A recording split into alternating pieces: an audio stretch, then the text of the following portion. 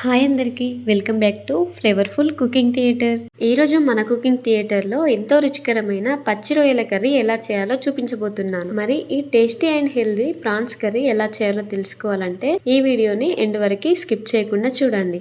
మనం prawns curry ఎప్పుడు చేసినా కూడా ఫ్రెష్ ప్రాన్సే తీసుకోవాలండి. సో ఇక్కడ నేను ఈ ప్రాన్స్ కర్రీ చేయడానికి మార్కెట్ కి వెళ్ళి ఫ్రెష్ ప్రాన్స్ ని చూస్ చేసుకున్నాను అండ్ వాటిని అక్కడే ఫ్రెష్ గా కడిగించాను.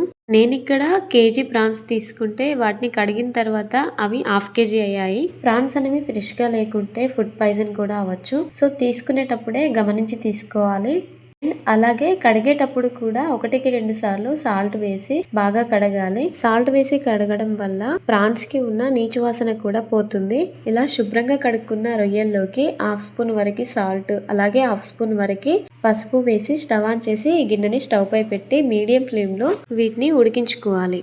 ఇలా ఉడికించే ప్రాసెస్ లో ప్రాన్స్ కి ఉన్న వాటర్ కంటెంట్ అంతా ఇలా ప్రాన్స్ నుండి సెపరేట్ అయిపోతుంది. ఈ వాటర్ కంటెంట్ అంతా డ్రై అయ్యే వరకు మంటని లో ఫ్లేమ్ లో పెట్టి తరచూ కలుపుతూ ఉడికించుకోవాలి. ఇప్పుడు మరో పక్క స్టవ్ ఆన్ చేసి వేరొక గిన్నె పెట్టి ఇందులోకి 4 టేబుల్ స్పూన్ వరకు ఆయిల్ వేసి ఆయిల్ హీట్ అయిన తర్వాత 2-3 కట్ చేసుకున్న పచ్చిమిర్చి ముక్కలు, అలాగే చిన్నగా తరిగిన ఉల్లిపాయ ముక్కలు వేసి ఫ్రై చేయాలి. మనం వీటిని ఫ్రై చేసేటప్పుడు ఉల్లిపాయలు మాడిపోకుండా చూసుకోవాలి. సో మంటని మీడియం ఫ్లేమ్ లో పెట్టి తరచూ ఇలా కలుపుతూ ఫ్రై చేసుకోవాలి. ఈ ఆనియన్స్ లైట్ గా ఫ్రై అయిన తర్వాత ఇందులోకి సన్నగా తరిగి పెట్టిన 3 పెద్ద సైజ్ టమాటా ముక్కల్ని ఇందులోకి వేసి ఫ్రై చేయాలి. ఈ టమాటా ముక్కలు ఒక 50% వరకు ఫ్రై అయిన తర్వాత ఇందులోకి ఒక స్టార్ అనేస్, 2 లవంగాలు, 2 యాలకులు, ఒక చెక్క వేసి బాగా ఫ్రై చేయాలి. ఇలా మనకి ఆయిల్ అనేది ఇంగ్రీడియంట్స్ నుండి సెపరేట్ అవుతున్నప్పుడు ఇందులోకి మనం నిమ్మరసాన్ని యాడ్ చేయాలి. ఇక్కడ నేను 2 పెద్ద నిమ్మకాయల్ని తీసుకొని వాటి నుండి వచ్చిన రసాన్ని ఇందులోకి వేస్తున్నాను. ఇప్పుడు ఈ నిమ్మరసం అనేది ఈ ఇంగ్రీడియంట్స్ తో కలిసిపోయిన తర్వాత ఇందులోకి 1 స్పూన్ వరకు పసుపును వేసి బాగా కలపాలి. ఇప్పుడు మనం వేసుకున్న ఇంగ్రీడియంట్స్ అన్నీ కూడా పర్ఫెక్ట్గా ఫ్రై అయిన తర్వాత మనం ఇందాక ఉడికించి పెట్టుకున్న రొయ్యల్ని ఇందులోకి వేసి బాగా కలుపుకోవాలి. ఈ రొయ్యలు ఆయిల్లో లైట్గా ఫ్రై అయిన తర్వాత ఇందులోకి 3 టేబుల్ స్పూన్ వరకు కారం, 1 టేబుల్ స్పూన్ వరకు ఉప్పు వేసి ఒకసారి బాగా కలుపుకొని మంటని లో ఫ్లేమ్లో పెట్టి మూత పెట్టి ఒక 5 నిమిషాలు ఉడకనివ్వాలి.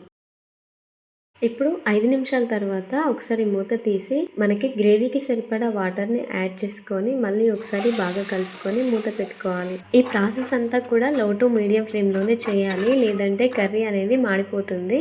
ఇప్పుడు ఒక 10 నిమిషాల తర్వాత మళ్ళీ మూత తీసి చూపిస్తున్నాను. ఇక్కడ చూడండి, ఆయిల్ అయితే మనకి కర్రీ నుండి సెపరేట్ అయిపోయింది కదా, అంటే మనకి గ్రేవీ కన్సిస్టెన్సీ వచ్చినట్లే.